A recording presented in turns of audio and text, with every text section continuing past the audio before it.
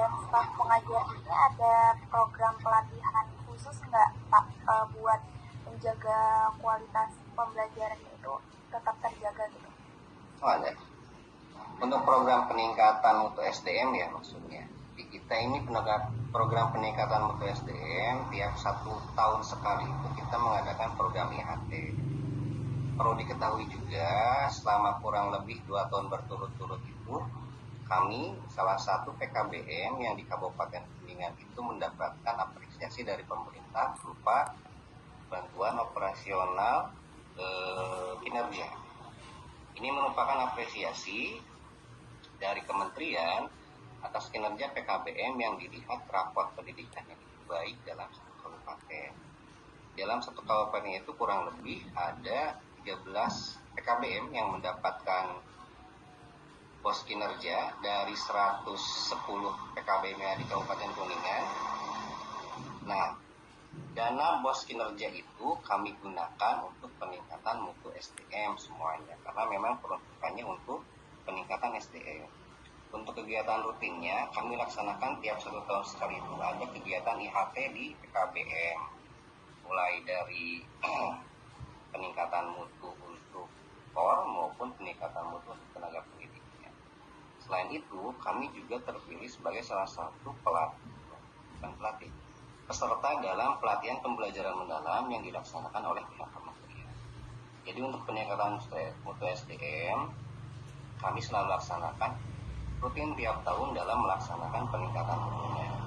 Sumbernya atau yang jadi narasumbernya itu tergantung dari kebutuhan pelatihan tersebut, mulai dari pengawas, kemudian teman-teman yang mungkin satu profesi tetapi akses lebih dalam bidang pendidikan, itu biasanya kami panggil sebagai seorang narasumber di pelatihan.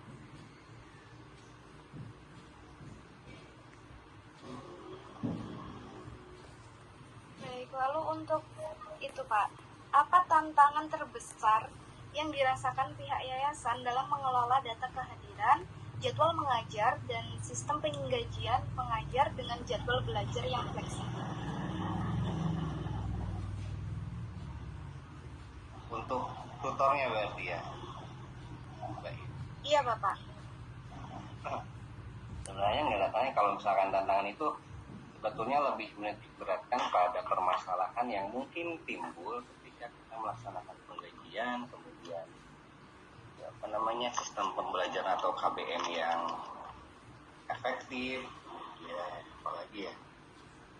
Selama kami menjalankan PKBM, saya sebagai pengelola ini, alhamdulillah tidak ada masalah yang menurut saya sangat besar ataupun sangat mengganggu dalam pelaksanaan kegiatan dan efektivitas KBM yang ada di PKBM.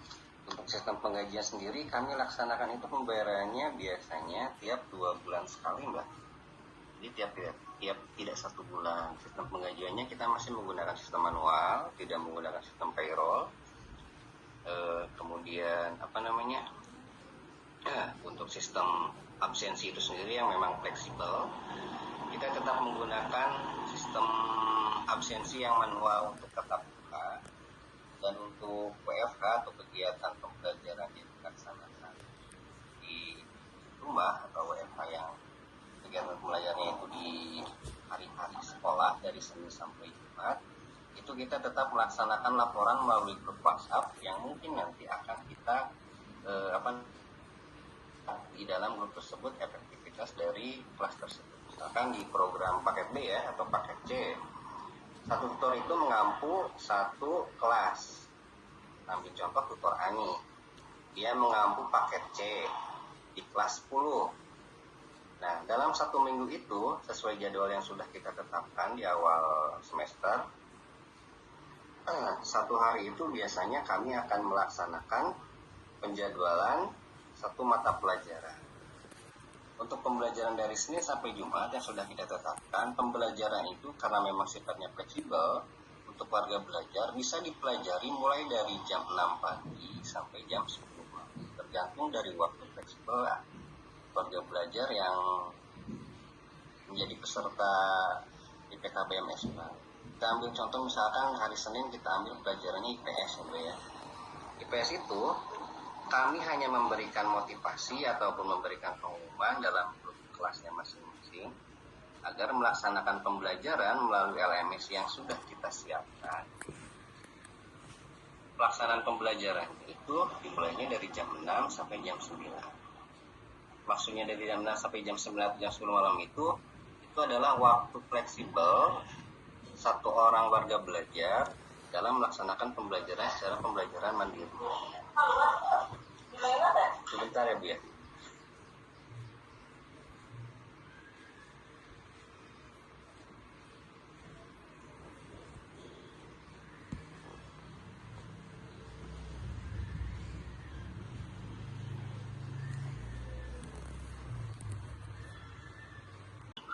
Timesheet untuk guru atau jadwal fleksibel, apakah Yayasan Nur Insan Karimah ini menggunakan sistem absensi digital seperti fingerprint, QR code, atau aplikasi agar kehadiran dapat tervalidasi secara real-time? Sebelumnya perkenalan terlebih dahulu ya, saya perwakilan dari PKBM Espan. Kebetulan PKBM Espan ini di bawah naungan Yayasan Nur Insan Karimah. Untuk pertanyaan yang pertama itu mengenai sistem kehadiran yang menggunakan sistem digitalisasi. Kebetulan di PKBM Espan ini kita masih melaksanakan sistem kehadirannya menggunakan sistem manual. Jadi belum ada sistem digitalisasi yang kita berlakukan untuk tutor atau tenaga pendidik lainnya. Hanya saja untuk sistem absensi siswa atau warga belajar itu kita sudah menggunakan sistem digitalisasinya menggunakan Google Form sebagai absensi pembelajarannya. Karena memang untuk tutor sendiri kegiatan pembelajaran kan di PKBM Espan itu tidak setiap hari dilaksanakan. Kami aktif melaksanakan tatap muka itu biasanya dilaksanakan di akhir pekan, khusus hari Sabtu dan Minggu. Misalnya kami memberikan pengajaran melalui daring, kemudian sistem LMS atau Learning Management System yang kita buat sendiri. Jadi sebagian besar tutor pada saat jam kerja atau hari kerja aktif itu dari Senin sampai Jumat mereka lebih bekerja di rumah atau work from home biasanya. Itu aja sih sistem kehadirannya.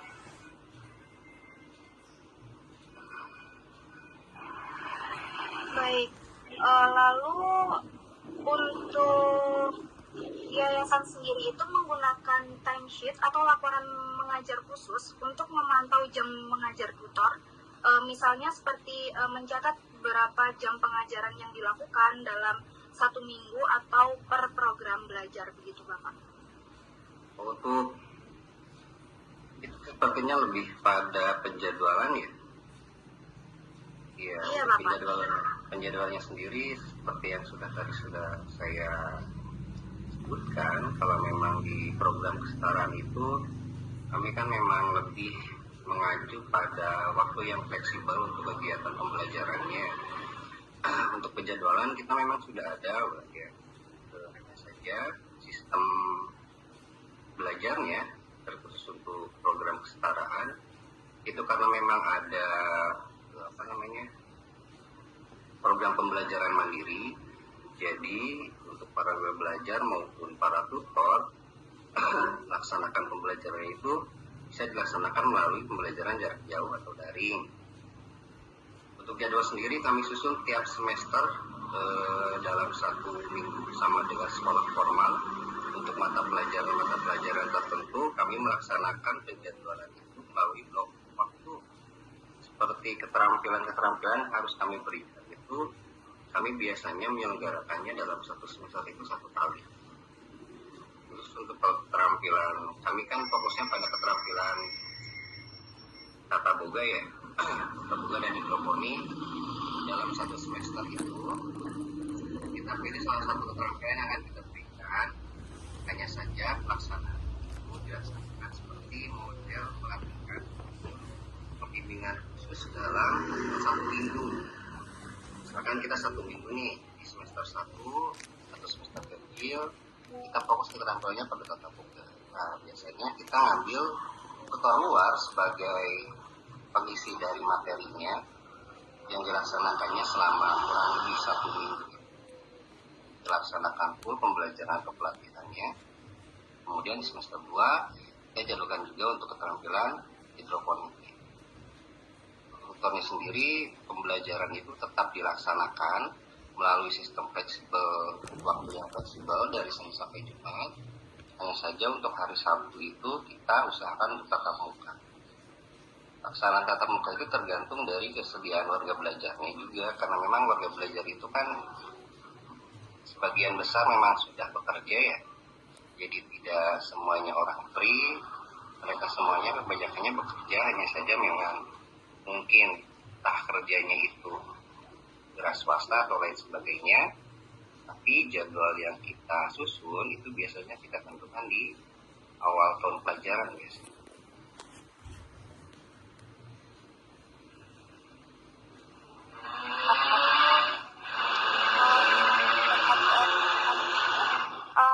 Sistem penggajian antara staf administrasi yayasan dengan para tutornya itu dibedakan tidak mekanismenya? Mekanisme apanya? Perhitungannya atau pembayarannya? Penggajian. Oh, untuk penggajiannya untuk tutor sendiri kami laksanakan itu hitungannya per 1 kali pertemuan ke PKBM. Jadi kalau kita hitung itu, selain dari penghitungan tetap yang kita laksanakan di penghitungan itu kan awal tahun pelajaran itu kan, kalau di sekolah atau di PKBM itu kita bagi tugas ya. Ada pembagian tugas khusus, karena memang tugas utama guru kan selain untuk mengajar, memberikan bimbingan, juga memberikan penilaian dan lain sebagainya. Ada juga pemberian tugas yang sifatnya itu tatap muka. Nah, yang tatap muka itu penghitungan penggajiannya itu ketika si tutor tersebut atau tenaga pendidik tersebut itu datang ke PKBM. Nah, itu kan ada uang selain gaji utama ataupun pembayaran utama yang kami berikan kepada tutor dari yayasan ataupun dari untuk penggajian sistemnya juga semuanya sama, tidak dibedakan. Yang membedakan itu hanya yang menjadi tugas tambahannya saja. Misal ya, kalau misalkan dalam satu tenaga kependidikan itu dia pekerjaan utamanya adalah sebagai staf administrasi, tapi memang mendapatkan jabatan lebih. Dalam hal ini kita ambil contohnya adalah kepala administrasinya.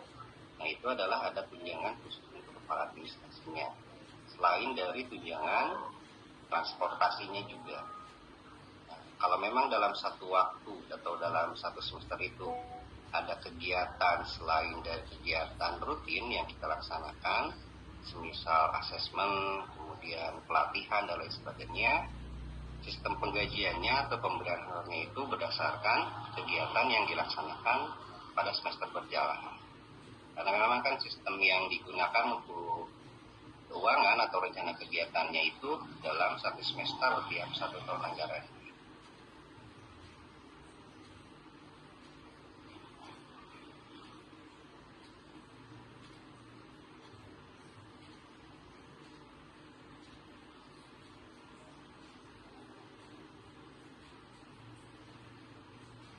Ada lagi, Mbak, yang mau ditanyakan?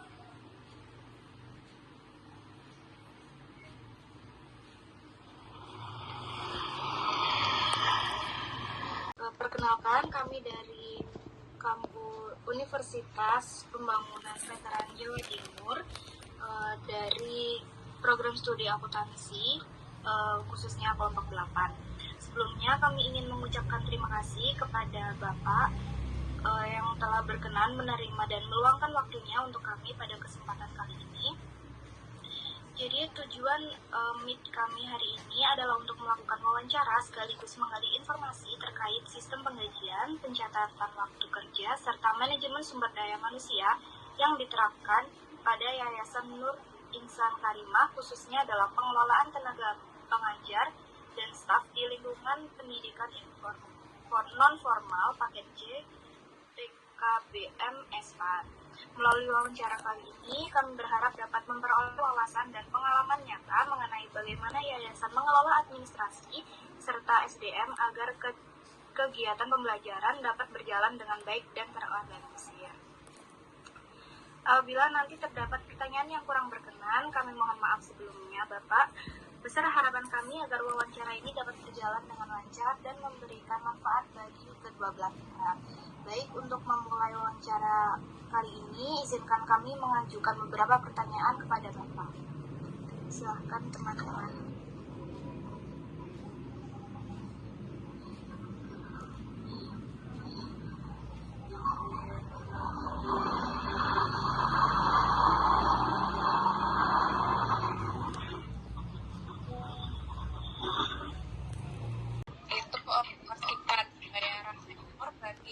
Tutor freelance atau pengajar yang tidak tetap, akurat dan tepat waktu, terutama jika jadwal itu berubah-ubah, Pak.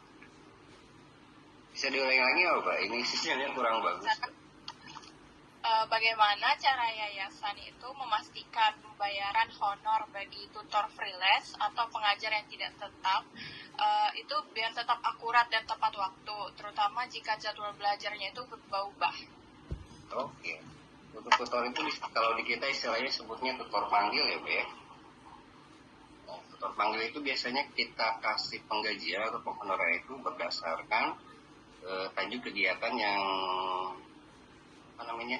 yang akan dilaksanakan. Nah, contoh tadi kan saya sudah menceritakan ya, di kita kan kalau misalkan ada keterampilan yang sifatnya akan dilaksanakan dalam semester berjalan, kita mencari tutor panggil yang memang kompeten di bidangnya berdasarkan peraturan-peraturan yang sudah ditetapkan dari pemerintah sebagai pemateri. Nah, kita ambil contoh ya, dalam satu kegiatan tata boga misalkan, pelaksana itu kurang lebih 1 minggu kegiatan, 7 hari kegiatannya, pelatihannya. Selama 7 hari itu pemberian penggajiannya atau honorarnya itu ditetapkan di awal kegiatan ketika kita melaksanakan kerjasama, sedangkan pembayarannya kita berikan di akhir kegiatan setelah kegiatan tersebut selesai. Untuk penghitungannya sendiri biasanya di kami ya, Bu ya, 1 kali tutor itu hadir dalam 1 hari kegiatan, itu kan pelaksanaan kegiatan kurang lebih dari jam 8 sampai jam 2 ataupun dari jam 7 sampai jam 2 tergantung dari lamanya kegiatan dalam 1 hari tersebut. Nah, biasanya kami memberikannya 1 hari itu flat semuanya itu kurang lebih 150.000 rupiah. Itu untuk kegiatan intinya saja. Untuk transportasi dan konsumsi itu sudah ditanggung atau diakomodir oleh pihak PKBM itu sendiri.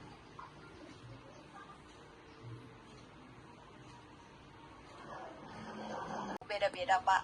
Nah, bagaimana strategi Yayasan Nur Insan Karimah ini dalam menjaga loyalitas dan motivasi para pengajar agar tetap konsisten dalam mengajar? Masalah loyalitas ya, Mbak ya? Iya. Kalau kami menekankannya memang hampir semua tutor itu selain aktif di pendidikan kesetaraan juga aktif di pendidikan formal juga.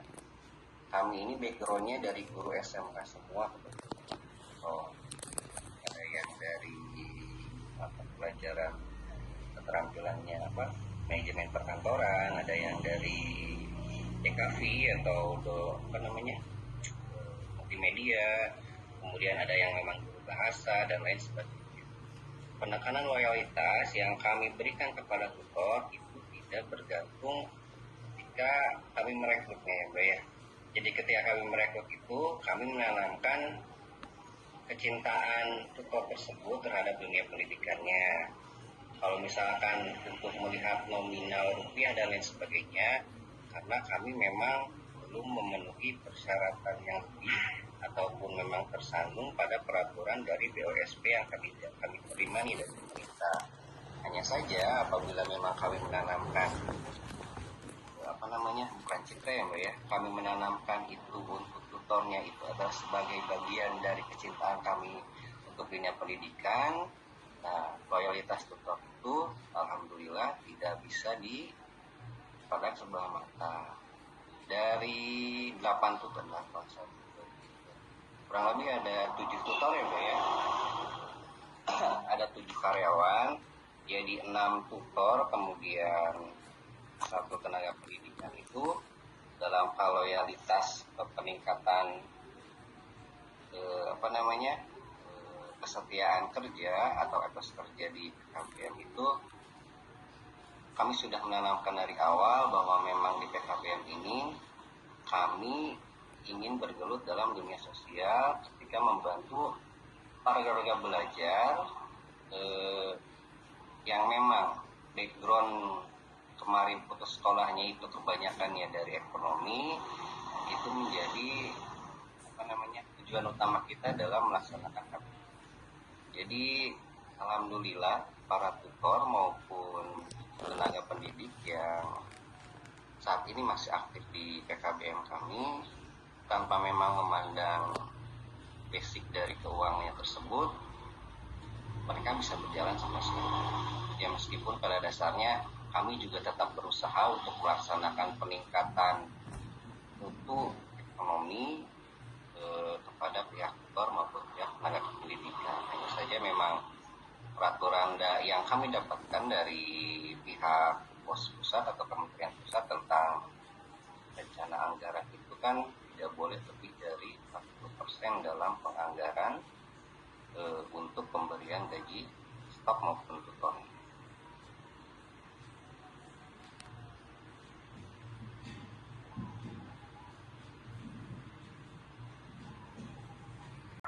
Sampai mana tadi tuh? Lupa lagi.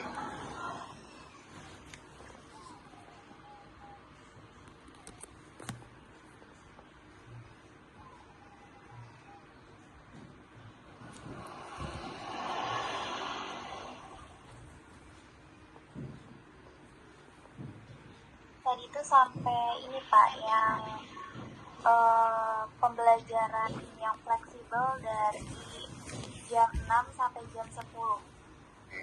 Ya untuk pembelajaran itu sendiri kan karena memang kita sistemnya fleksibel waktu maupun tempat ya. Di jam 6 jam 10 itu adalah waktu yang mungkin direkomendasikan untuk melaksanakan itu. Kalau misalkan satu orang warga belajar, dia bekerja pada sebuah perusahaan ataupun tempat kerjanya, jam kerjanya itu mungkin saja siang ataupun pagi, jadi mereka bisa mengakses LMS yang kita susun itu selama 24 jam. Mungkin saja jam belajarnya itu dilaksanakannya pagi hari, karena memang sorenya bekerja.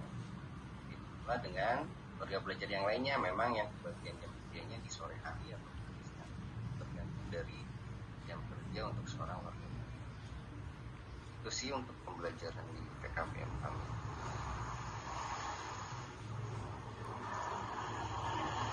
Bapak, mungkin itu saja pertanyaan yang dapat saya sampaikan pada webinar kali ini. Kami mengucapkan banyak terima kasih pada Bapak udah meluangkan waktu dan kesempatannya pada wawancara kali ini. Kita mengucapkan banyak-banyak terima kasih Bapak. Semoga informasinya dapat bermanfaat bagi kami ke depannya.